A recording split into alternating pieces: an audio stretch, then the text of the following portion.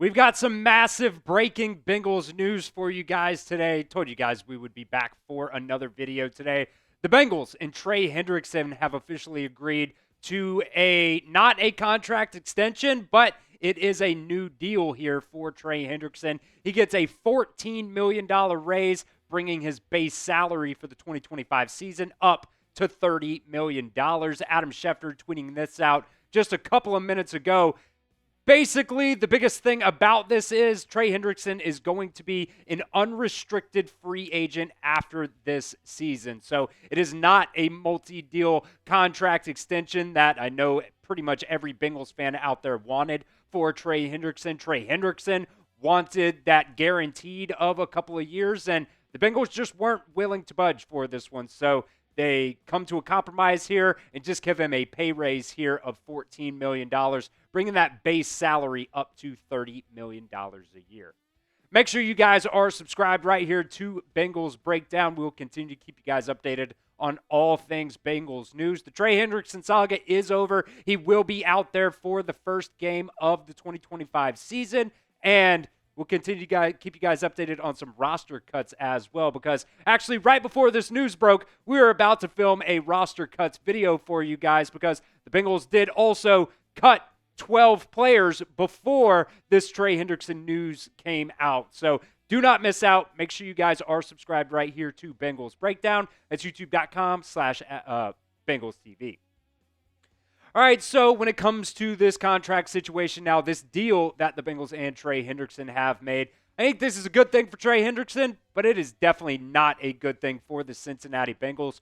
For Trey's perspective, he gets the raise that he wanted. I think he's being compensated at a respectable amount right now, making that $30 million a year. He never wanted to be, the highest paid non-quarterback in terms of guaranteed and average per year. So Trey Hendrickson is getting the money that he wants and deserves, and also he can go out in free agency and get that contract that he thinks he is definitely worth, and there's going to be no more drama for Trey Hendrickson. So, it's bad news for the Bengals, though, because, if they would have traded him before the NFL draft, they would have had an opportunity to get more draft compensation, whether that was more players that they can add on the defensive side of the ball in the first round, or, even if it was just trading him a couple of weeks ago, you could have got a ready impact player right now, plus at least another first round pick maybe to go to next year's NFL draft, but nobody wanted to pay that at the end of the day. So,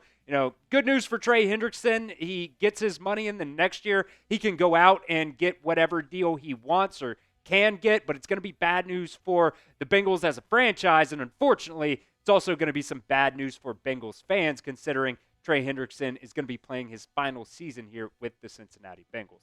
Now, Paul Dehner Jr. also put this tweet out a couple moments ago saying it is his understanding that Trey Hendrickson did not want to do this. The Bengals were not willing to budge on this Trey Hendrickson situation where, he wanted, at 2 to 3 years guaranteed. The Bengals' original offer to Trey Hendrickson, this was per Diana Rossini, was that they offered him 3 years, $95 million, but there was no guaranteed money on that second year. So, Trey wanted that guaranteed money. He wanted that opportunity to, just tell his family, hey, this is where we're going to be playing. This is where we're going to be for the next couple of seasons. And, I guess he might get the opportunity to do that next year because, man, you got a guy like Trey on your defense. He's the NFL sack leader for the past 2 years. You want that guy on your roster for the years to come. But unfortunately, the Bengals decided that they did not want to give him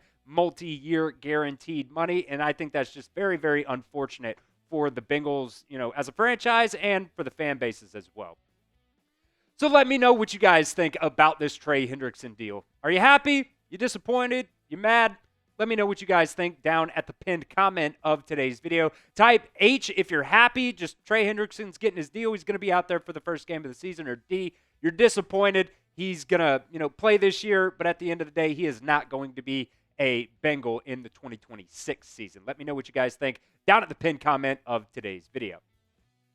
So now to the point of the video that we were going to talk about before all that Trey Hendrickson stuff came out just a little while ago. The Bengals also begun making their 53-man roster cuts, with 12 players now being released in some form or fashion. They now have 78 players on the roster. They have 25 more cuts to go to get down there to that 53-man roster. And when we say released in some form or fashion, this is what I mean by that. There's 3 different types of being cut from an NFL roster. You could be released, you could be waived, or waived/put on IR there. So if you are a vested veteran, you don't have to go through waivers, and if the player wants and if the Bengals want, they can put him back onto the practice squad. Or if you're just simply waived, you go through waivers, and then if you make it through waivers, then if the Bengals want to, and I guess the player, if they want to as well, they could go to the practice squad as well. So the Bengals did have 11 players that were waived, but then also one more vested free agent that if they want to and if the player wants to, they could put him on the practice squad. Let's start off with 2 of the players here on the offensive side of the ball at that wide receiver spot.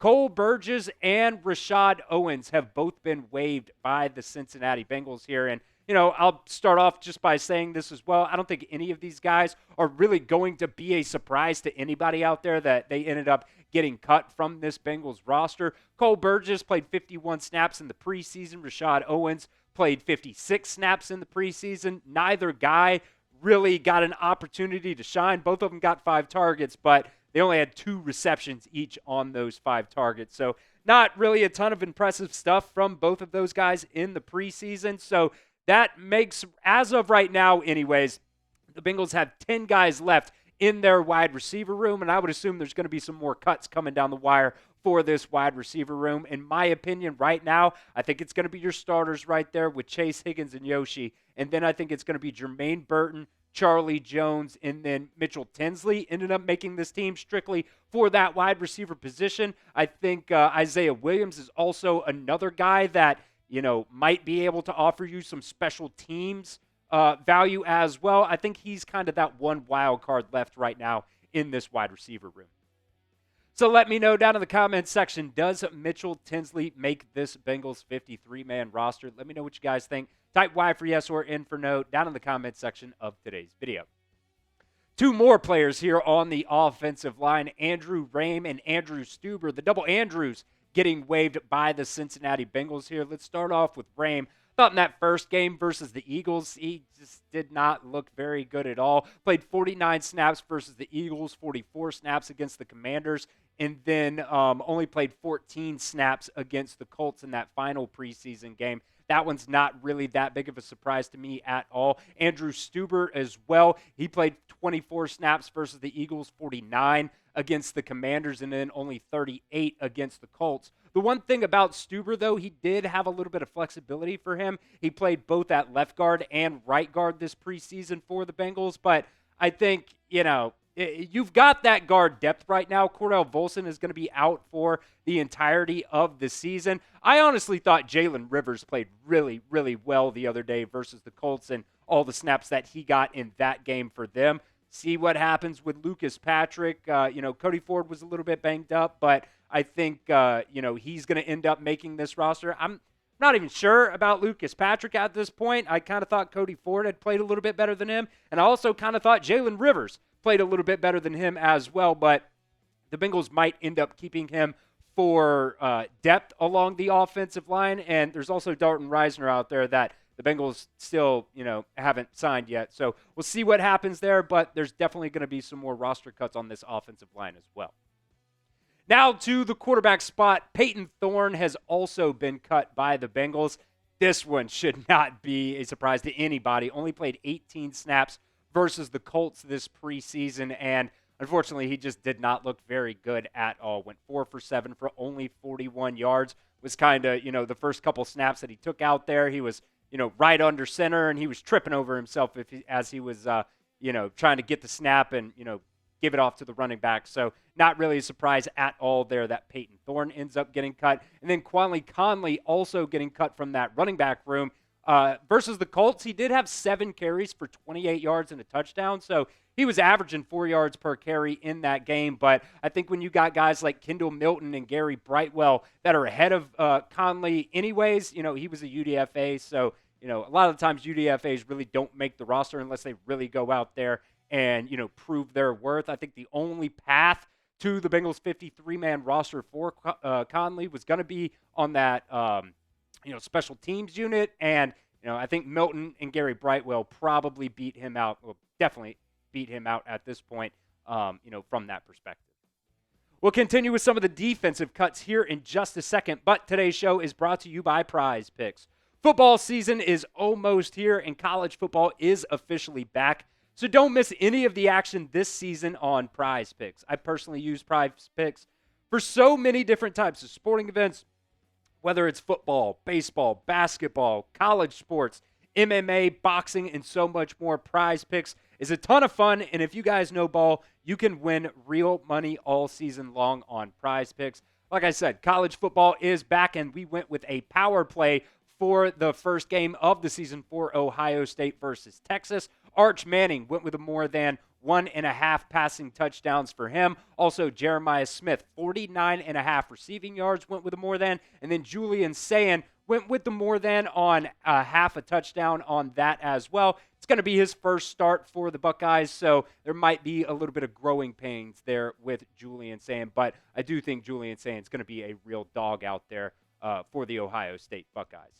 Prize Picks is very simple to play. Just pick more or less on 2 to 6 player stat projections, and if you get your picks right, you can cash in and win up to 2,000 times your money today.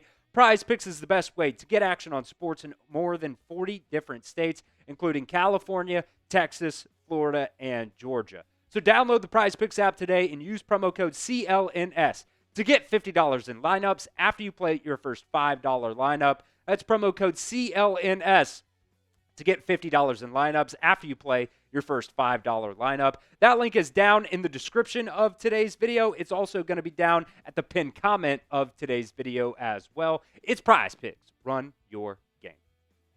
Now, the very, very first cut was this one, McTelvin, Agim. I was actually doing a short for this. I was about to edit it and put it out, and then came down the wire that the Bengals cut 12 people in total. Then the Trey Hendrickson stuff came out. So, we've kind of been pushed back a little bit with all this breaking news that came out here for the Bengals. But when it comes to McTelvin, Agim, he only played 43 snaps so far, or during the preseason here. Only had 1 sack, only had 2 tackles in the preseason. So when you're playing that much and you're only getting 2 tackles, I get it. You're on the interior of the defensive line. Sometimes, you don't necessarily get those opportunities to rack up the tackles, but that's just not going to be good enough there. And when it comes to this Bengals defensive tackle room, I think there's still one more player that I'm interested in. I kind of wonder if Eric Gregory ends up getting cut as well. He is a veteran. He's got some experience, so maybe they stick with him, but I kind of thought Howard Cross III stuck out a little bit more during the preseason. So it's all going to come down to how many defensive tackles the Bengals end up taking, because B.J. Hill, T.J. Slayton, Chris Jenkins are 1,000% making this roster. McKinnley Jackson is most likely going to make this roster, but I think him playing so late in that third preseason game was, a little bit concerning, but you spent a top 100 pick on him, so I don't think the Bengals are quite willing to give up on him. But Howard Cross III, I think, is going to be a very, very interesting one to see how the Bengals go on him. So what is your confidence level in this Bengals defensive tackle depth? Scale it for me 1 to 10 down in the comments section. 1 on the low end, 10 on the high end. What is your confidence level in this Bengals defensive tackle depth? 2 corners were also cut by the Bengals, Lance Robinson and Nate Brooks. Both of these guys had their opportunities here during Bengals training camp. And, really when it comes to Nate Brooks, he was not good at all. Lance Robinson didn't necessarily get the, a bunch of targets thrown at him. So, the numbers don't necessarily look terrible there. But I think with what the Bengals have in that quarterback or cornerback room, they're going to go with some of the guys that they had already had. And, unfortunately, Nate Brooks, He played 139 snaps. He gave up 11 receptions on 17 targets for 155 yards. That's just not going to cut it, making any roster out there. You also had safety Shaquan Loyal also being cut. He played 17 snaps versus the Eagles, 8 snaps versus the Commanders, and 46 snaps versus the Colts. He also did play 14 special team snaps, but that, the showing that he had as a UDFA really didn't seem to, work here for the Bengals. So he's ended up being cut from this roster. And then Craig Young at that linebacker spot also being cut. He played 10 snaps versus the Eagles. He had 61 snaps versus the Colts. And, I think one thing that we talked about a lot during the preseason when it came to these linebackers was, how they fared in coverage versus the Colts. 3 for 3 on coverage opportunities for him. So, just not a very good job there. He did play 28 special team snaps during the preseason. So, they tried to give him an opportunity there. I think that's the best course of making a 53-man roster for some of these UDFAs is on special teams. But, unfortunately, the Bengals did not want to go that direction. Now, the one vested veteran that the Bengals ended up cutting today was Taven Bryan. He played a little bit last year as well, 20 tackles, 1 sack, and 3 TFLs for the Bengals last year. But, we'll see what happens to him. He does not have to clear waivers. The Bengals could just add him to the practice squad if they want to, but we'll see if they end up going down that route.